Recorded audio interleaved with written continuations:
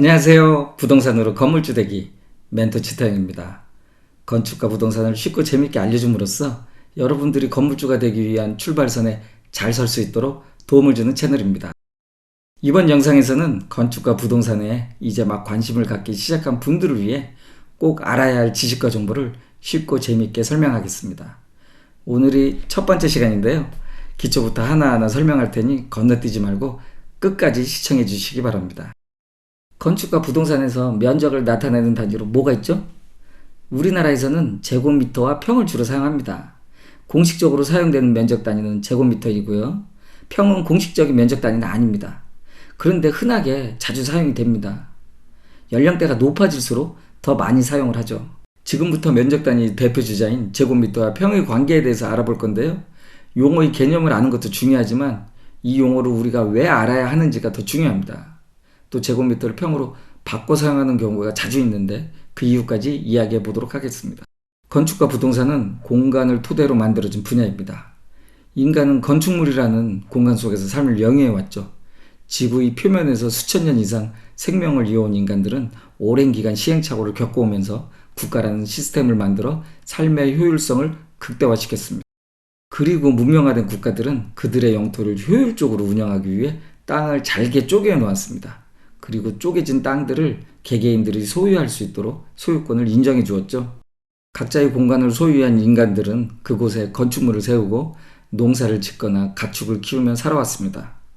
물론 개인 소유가 보장되었다고 해서 내가 가진 땅에 마음대로 그 어떤 행위를 할 수 있는 건 아니죠.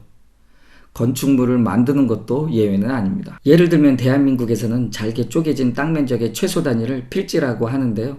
다음이나 네이버 지도의 지도 설정에서 지적 편집도를 클릭하면 토지들이 실선으로 나눠져 있고 각각의 지번이 있는 것을 볼 수 있습니다. 이것이 바로 필지라는 녀석이에요. 대한민국에 소속된 모든 필지는 각각의 필지마다 국가가 정해놓은 법에 따라 건물의 용도, 크기, 높이, 넓이 등에 제한을 두고 있습니다. 내 땅이라고 해서 내 마음대로 그 어떠한 행동도 할 수 없다는 의미죠. 이야기가 다른 곳으로 샜는데요. 그만큼 건축과 부동산에서 면적은 기본이 되는 요소입니다. 다시 돌아가서 우리나라 건축법상 공식적인 면적 단위의 표기법은 제곱미터라고 말씀드렸습니다. 건축하시는 분들은 해배라는 일본식 용어로 자주 사용하죠. 그런데 아파트를 보면 25.7평, 33평형, 40평형 이런 식으로 평이라는 표기법을 흔하게 사용하고 있다는 것을 알 수 있습니다. 지금 보시는 화면이 인터넷 등기소에서 열람한 공식 문서인 등기부 등본입니다. 조만간 등기부 등본을 쉽게 설명하는 시간도 가져보도록 하겠습니다. 서류를 보면 왼쪽 빨간 동그라미 쳐진 숫자 보이죠?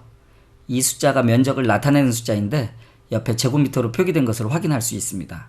그리고 아랫부분에 동그라미 쳐진 숫자 보시면 제곱미터 표기가 없죠? 없어도 단위는 제곱미터라고 생각하시면 됩니다. 등기부 등본뿐만 아니라 건축 설계도면, 지적도 등 공식적인 면적 단위 표기법은 모두 제곱미터입니다. 그럼 제곱미터로만 이용하면 되는데 왜 굳이 헷갈리게 많은 사람들이 평을 사용할까요? 평이라는 단위는 일제시대의 잔재인데요.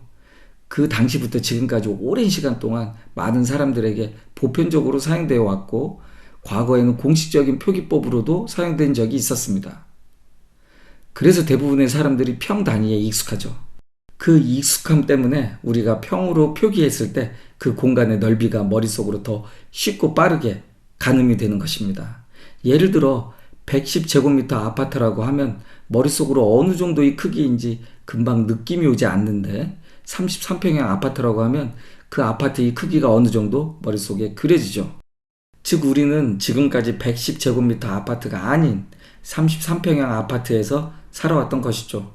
당연히 평에 더 친숙함을 느낄 수밖에 없습니다.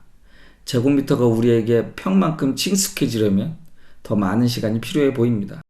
건축과 부동산에 관심이 있고 부동산 투자를 생각하는 사람이라면 제곱미터를 평으로 환산하는 방법 정도는 알아두는 것이 좋습니다.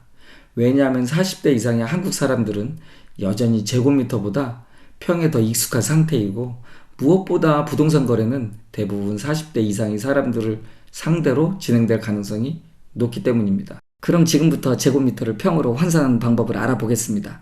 간단합니다. 제곱미터에 곱하기 0.3025를 하거나 나누기 3.3058을 하면 되는데요. 예를 들어 85제곱미터에 곱하기 0.3025를 하면 25.7평이 되고요. 나누기 3.3058로 계산하여도 25.7평이 됩니다. 둘 중 하나를 선택하여 계산하면 됩니다. 그런데 두 가지 방법 모두를 알고 있으면 오히려 더 헷갈리니까 둘 중 한 가지만 사용하세요. 저는 곱하기 0.3025로 계산하는 것이 더 편한 것 같습니다. 그 이유는 부동산 거래 중에 급하게 제곱미터를 평으로 계산해야 할 때가 생깁니다. 그런 경우 암산으로 대략적인 면적으로 환산하는데 나누기 3.3을 하는 것보다 곱하기 0.3으로 암산하기가 더 쉽기 때문이죠. 자, 앞으로는 제곱미터를 평으로 환산할 때에는 곱하기 0.3을 하면 되겠구나 라고 머릿속에 심어두시기 바랍니다. 어렵지 않죠?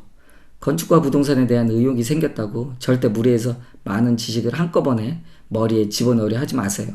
차근차근 계단을 밟고 올라가듯 한 걸음씩 가도록 합시다. 그래야 중도 포기를 하지 않게 돼요. 어차피 평생 할 일이니 급할 것도 없죠. 오늘은 면적 단위인 제곱미터 평의 개념과 제곱미터를 왜 평으로 변환하여 사용하는지 그 이유를 알아보았습니다. 앞으로 헷갈리지 않으시겠죠?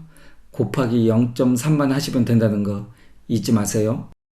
이번 영상이 좋으셨다면 구독, 좋아요, 알림 설정까지 부탁드리겠습니다.